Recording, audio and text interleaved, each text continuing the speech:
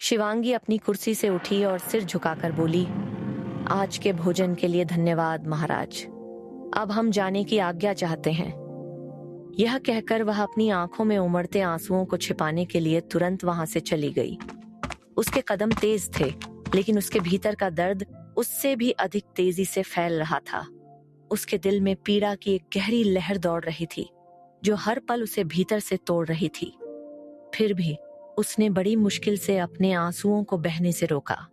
वह नहीं चाहती थी कि कोई उसकी कमजोरी देखे। उसने अपने चेहरे पर संयम बनाए रखा, लेकिन उसकी आंखों की नमी उसके टूटे हुए मन का सच बता रही थी। महाराज अभी भी अचंभित खड़े थे। शिवांगी की कही हुई बातें बार बार उनके दिमाग में घूम रही थीं। हर शब्द मानो किसी तीर की तरह उनके हृदय को चीर रहा था। कुछ ही क्षणों बाद उनके पैरों से जैसे शक्ति निकल गई और वे अपनी कुर्सी पर ढेर होकर बैठ गए। यह देखकर यादव जी घबरा गए और उन्हें संभालने के लिए तुरंत आगे बढ़े। उनके चेहरे पर भी चिंता साफ दिखाई दे रही थी। उन्हें भी इस बात की कोई उम्मीद नहीं थी और वे समझ नहीं पा रहे थे कि अब क्या करें, क्योंकि गलती किसी एक व्यक्ति की नहीं थी।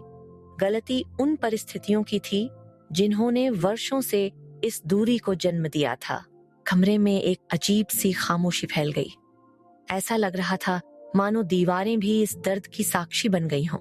यादव जी ने धीरे से महाराज के कंधे पर हाथ रखा। महाराज ने उनकी ओर देखा। उनकी आंखों में गहरा पछतावा, दर्द और असहायता साफ दिखाई दे रही थी। फिर उन्होंने एक लंबी भारी सांस ली, अपनी कुर्सी से उठे और धीमे स्वर में बोले, यादव जी, बहुत देर हो गई। वह अब हमसे बहुत दूर जा चुकी है।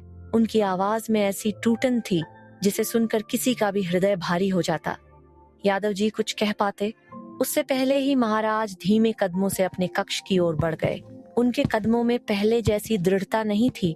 ऐसा लग रहा था मानो वर्षों का बोझ अचानक उनके कंधों पर आ गिरा हो। उन्होंने आदेश दिया कि कोई भी उन्हें परेशान न करे और फिर अपने कमरे में जाकर दरवाजा बंद कर लिया। पूरा कक्ष शांत था। उस सन्नाटे में केवल उनकी धीमी सांसों की आवाज सुनाई दे रही थी। अपने कक्ष में पहुंचकर वे एक बड़ी दीवार के सामने खड़े हो गए, जो एक भारी पर्दे से ढकी हुई थी। कुछ क्षणों तक वे उसी पर्दे को देखते रहे, जैसे स्वयं को संभालने की कोशिश कर रहे हों। फिर उन्होंने धीरे से रस्सी खींची, जिससे पर्दा हट गया। सामने एक बड़ी सी तस्वीर थी, सरस्वती देवी की। उस तस्वीर में सरस्वती बड़े प्यार से मुस्कुरा रही थीं। उनके चेहरे पर संसार की सारी खुशियां बसी हुई प्रतीत हो रही थीं। उनके चांदी जैसे सफेद बाल मानो हवा के साथ धीरे धीरे लहरा रहे हों और उनकी सिंदूरी लाल आंखें जीवन से भरी चमक रही थीं। उनकी मुस्कान इतनी स्नेहपूर्ण थी कि ऐसा लगता था जैसे वे अभी भी यहीं मौजूद हों और सब कुछ देख रही हों। महाराज कुछ देर तक उस तस्वीर को निहारते रहे। उनकी आंखें धीरे धीरे नम होने लगीं। उन्होंने कांपते हाथों से तस्वीर पर धीरे से हाथ फेरा और भर्राए हुए स्वर में बोले, सरस्वती, हम एक अच्छे राजकुमार बने, एक अच्छे महाराज भी बने, लेकिन हम एक अच्छे पिता नहीं बन सके। कुछ क्षणों के लिए उनकी आवाज रुक गई। उन्होंने अपनी आंखें बंद की और फिर बोले, हमारी बेटी हमें पिता नहीं, महाराज कहती है। जब वह हमसे बात करती है तो ऐसा लगता है जैसे कोई पराया व्यक्ति हमसे बात कर रहा हो। हमें पता है कि हमारी वजह से उसका दिल दुखा है। हम यह गलती सुधारना चाहते हैं, लेकिन अब वह हमसे दूर जाना चाहती है। हम क्या करें सरस्वती? उनकी आवाज हर शब्द के साथ और भारी होती जा रही थी। हमें कभी नहीं सिखाया गया कि एक पिता कैसे होता है। हमारे पिता ने भी हमें यही सिखाया था कि किसी से इतना मत जुड़ो कि वह हमारी कमजोरी बन जाए।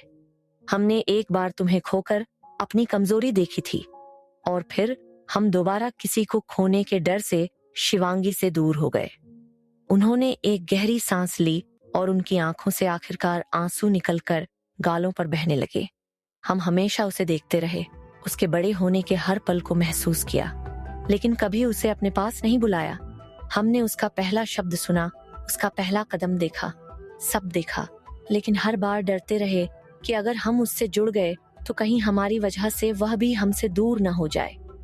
जैसे तुम चली गई, कमरे में फिर से खामोशी छा गई।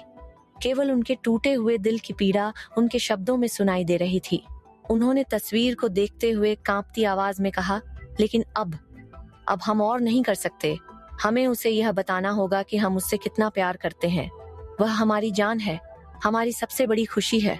पर शायद हमने बहुत देर कर दी। यह कहते कहते उनकी आवाज पूरी तरह टूट गई। अचानक उनके भीतर वर्षों से दबा हुआ दर्द, पछतावा और गुस्सा एक साथ बाहर आ गया। उन्होंने क्रोध में दीवार पर जोर से हाथ मारा। धड़ाम! आवाज पूरे कमरे में गूंज उठी, लेकिन उनके हाथ की चोट उनके दिल की चोट के सामने कुछ भी नहीं थी। उनके भीतर का दर्द उस घाव से कहीं अधिक गहरा था। वे धीरे धीरे उसी दीवार के सहारे खड़े रह गए, आंखें बंद कर लीं और सिर झुका लिया। आज पहली बार उन्हें सच में एहसास हुआ था कि एक राजा बनने की कीमत उन्होंने एक पिता बनकर चुकाई थी, और शायद उस कीमत का सबसे बड़ा बोझ उनकी अपनी बेटी ने उठाया था। उधर शिवांगी अपनी माँ की समाधि के पास जाकर बैठ गई। वहां चारों ओर गहरा सन्नाटा फैला हुआ था। ठंडी हवा धीरे धीरे बह रही थी और पेड़ों की पत्तियां मंद स्वर में सरसराहट पैदा कर रही थीं। उस शांत वातावरण में केवल उसके टूटते हुए दिल की आवाज ही सबसे अधिक सुनाई दे रही थी। वह धीरे धीरे आगे बढ़ी और समाधि को कसकर गले लगा लिया। अगले ही पल उसके भीतर वर्षों से दबा हुआ दर्द बाहर निकल पड़ा और वह फूट फूट कर रोने लगी। उसके आंसू लगातार समाधि पर गिर रहे थे। कांपती हुई आवाज में वह बोली, माँ, आप क्यों नहीं हैं? बस अगर आप होती तो सब कुछ अलग होता। कम से कम हमें प्यार करने वाला तो कोई होता। हम बहुत अकेले हैं माँ। उसकी आवाज बार बार टूट रही थी। महाराज ने हमें कभी प्यार क्यों नहीं किया? उन्होंने हम पर विश्वास क्यों नहीं किया? अगर उन्हें हम पर भरोसा होता तो पिछले जीवन में हम उस तरह से नहीं मरते। यह कहते हुए उसने समाधि को और कसकर पकड़ लिया, मानो वह अपनी माँ की गोद ढूंढ रही हो। हम बचपन से उनके साथ समय बिताना चाहते थे, लेकिन उन्होंने हमेशा हमें कोई बहाना देकर दूर कर दिया। हम हर बार उम्मीद लेकर उनके पास गए, हर बार सोचा कि शायद आज वे हमें अपने पास बैठाएंगे, शायद आज वे हमसे एक पिता की तरह बात करेंगे, लेकिन हर बार हमें खाली हाथ लौटना पड़ा। उसकी आंखों से आंसू लगातार बहते जा रहे थे। पर जब प्रिया आई तो उन्होंने उसे अपना लिया। जो हम इतने सालों में नहीं कर पाए वह उसने कर दिखाया। उन्होंने उस पर भरोसा किया, हम पर नहीं। उसके चेहरे पर दर्द के साथ साथ गहरी निराशा भी दिखाई देने लगी। उसके झूठे आरोप और सबूतों के कारण उन्होंने हमें मृत्यु दंड तक दे दिया। हमारे प्यार और अपनापन पाने की चाह में हम सबकी नजरों में दोषी बन गए और सबसे दूर हो गए। हमें पता भी नहीं चला।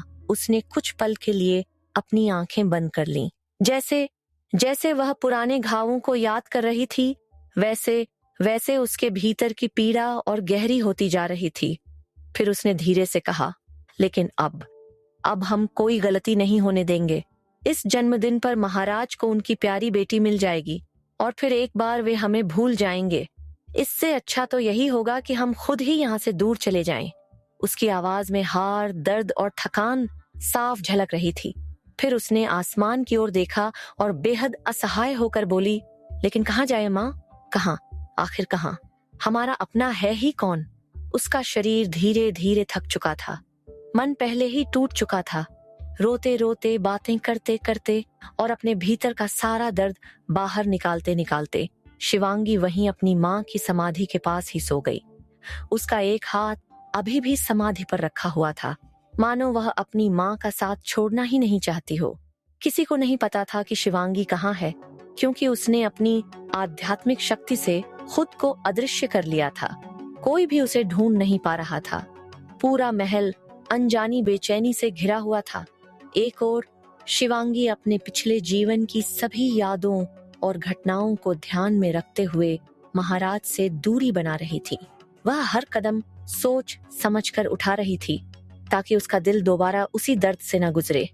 वहीं दूसरी ओर महाराज खुद को पूरी तरह बेबस महसूस कर रहे थे, क्योंकि उनकी अपनी बेटी उन्हें पिता कहने से इनकार कर रही थी।